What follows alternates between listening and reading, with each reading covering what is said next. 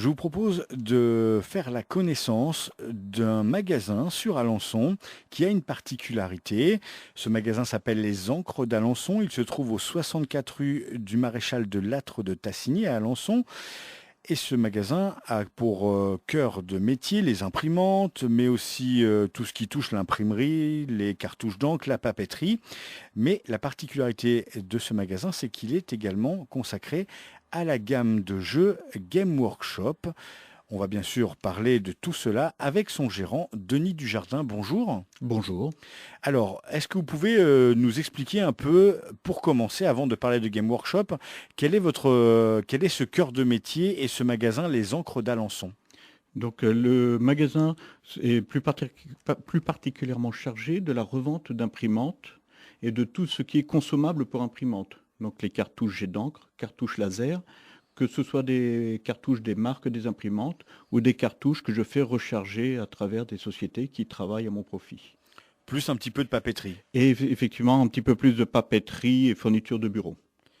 Et l'autre particularité, c'est que vous êtes maintenant la personne sur Alençon chargée de distribuer la gamme Game Workshop. Pour ceux qui ne connaîtraient pas cette gamme Game Workshop, c'est une marque anglaise qui propose des figurines à peindre qu'on peut acheter soit à l'unité, soit en petit packaging d'unité, c'est-à-dire une unité de 5 à 10 personnages, soit une boîte complète qui permet en fait à deux joueurs de s'affronter avec des règles autour d'un univers particulier, c'est ça? Tout à fait. Nous avons actuellement 3 boîtes de jeux avec des univers spécifiques. Le premier qui vient de ressortir, qui vient d'être réédité, ça s'appelle Warhammer 40 000. Ce sont des jeux qui ont été créés il y a 25-30 ans. Le deuxième, c'est Warhammer Age of Sigmar. Et enfin, un jeu qui vient de ressortir et sur Alençon qui marche très bien parce qu'il y a une association dédiée à ce jeu. Ça s'appelle Blood Bowl. C'est un jeu de football américain. Mais avec la particularité de jouer des orques, des elfes, des nains, et c'est un peu plus violent que le football américain.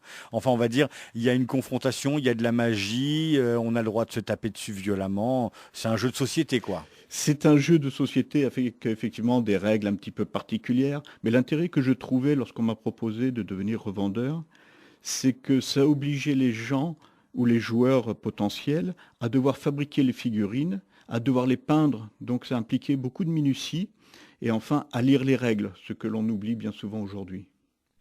Alors, parlons un peu de cette façon qu'a Game Workshop de s'implanter. Ils ont une particularité spécifique eux aussi, c'est qu'ils ne veulent pas que leur gamme de jeux soit distribuée dans les grands magasins de jeux, c'est ça?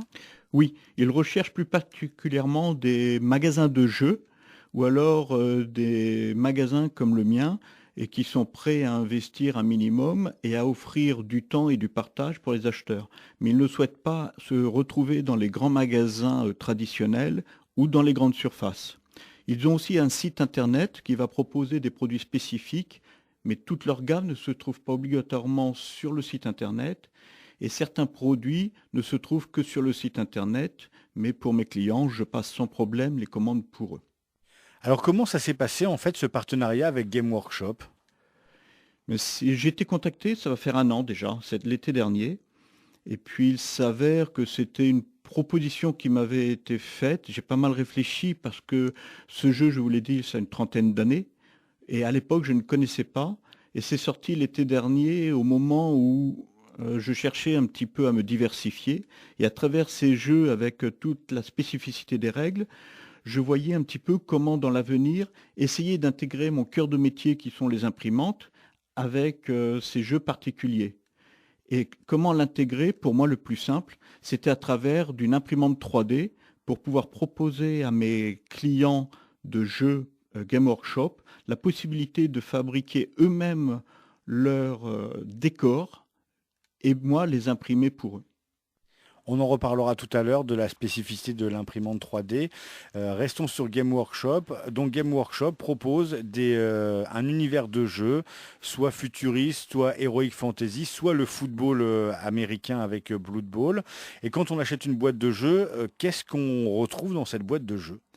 Alors chaque jeu principaux est constitué d'une grande boîte de jeux dans laquelle nous allons retrouver 2 équipes, toujours une équipe d'humains et puis une équipe, comme vous en aviez parlé, soit d'orques, soit de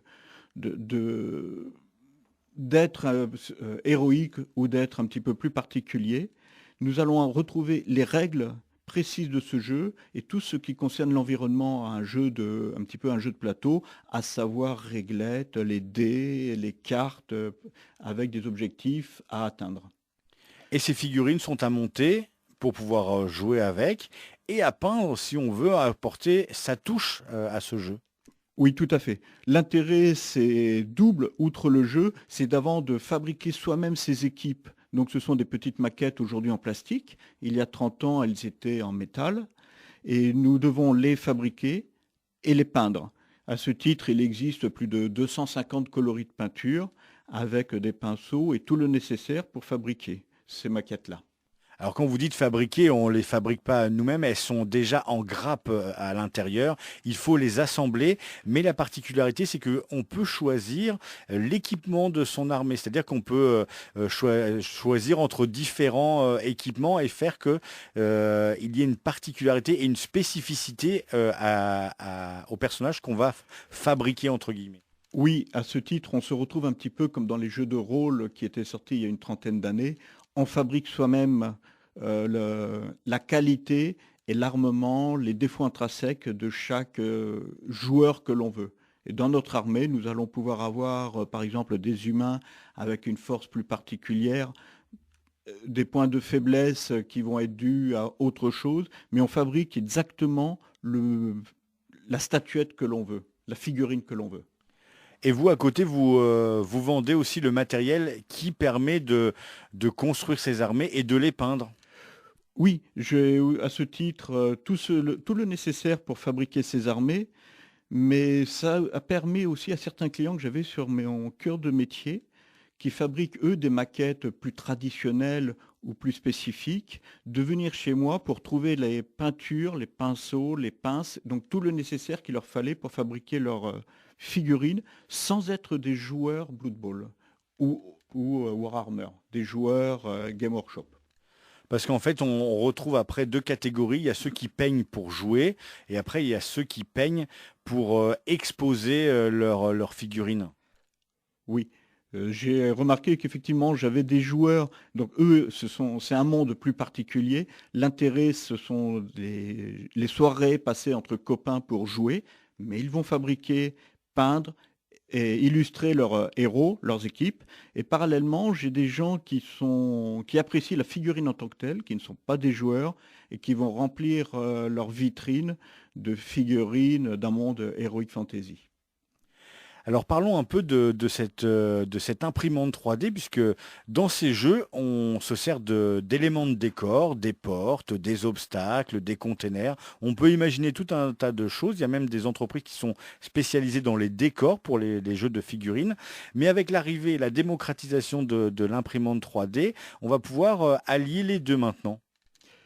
C'est un petit peu mon souhait. Là, je suis encore en mode expérimentation et apprentissage de l'imprimante 3D que j'ai rentrée au sein de mon magasin, mais je ne désespère pas assez rapidement pouvoir proposer à des clients qui le souhaitent de fabriquer eux-mêmes leurs décors spécifiques et moi, je me chargerai de les imprimer en 3D. L'imprimante 3D, c'est une impression qui est faite à partir de bases d'un plastique et qui tient bien dans le temps, au moins pour celle que j'ai. Et après, comment ça se passe? Il faut rentrer des lignes de commande, des tutoriels pour imprimer ce que l'on veut. Il y a 3 possibilités. Soit vous connaissez un petit peu le monde de la PAO et de la CAO, à savoir vous êtes capable de dessiner un objet en 3D avec un logiciel spécifique. Soit vous avez une pièce et il faudra la scanner avec un scanner 3D. Il faudra prendre cette pièce et la fabriquer en tant qu'objet. Et la troisième possibilité, c'est directement sur Internet. Nous avons aujourd'hui des sites qui vous proposent, soit gratuitement, soit contre rémunération, des objets. Et à ce moment-là, il suffit de m'amener sur une clé USB ou sur une clé HDMI l'objet à fabriquer. Et vous vous chargez de l'imprimer pour la personne qui vous le demande. Voilà, moi je me charge de la fabriquer pour la personne. Aujourd'hui, je ne peux pas encore fabriquer moi-même un objet en partant d'un logiciel de dessin ou de conception assistée par ordinateur. C'est une grosse nouveauté pour moi et je n'ai pas encore le scanner 3D. J'espère pouvoir en rentrer un dans les mois à venir.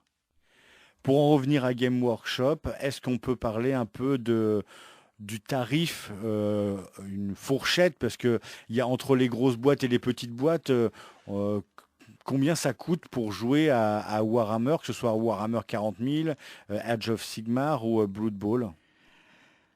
Alors, les boîtes de jeux complètes sont relativement chères puisque nous sommes entre 80 et 125 euros, mais elles sont complètes. Néanmoins, sur Warhammer 40 000, il existe des boîtes, des petites boîtes pour découvrir l'univers Warhammer, et là, nous sommes aux alentours de 25 à 30 euros. Mais comme vous le faisiez remarquer un petit peu plus tôt, il existe des boîtes avec juste des figurines, juste des équipes, et à ce moment-là, on a des tarifs qui vont débuter à une quinzaine ou une vingtaine d'euros pour un objet spécifique ou une figurine particulière. Il y a même des boîtes où on peut apprendre l'initiation à la peinture. On a quelques pots de peinture, une ou deux figurines, le matériel pour débuter.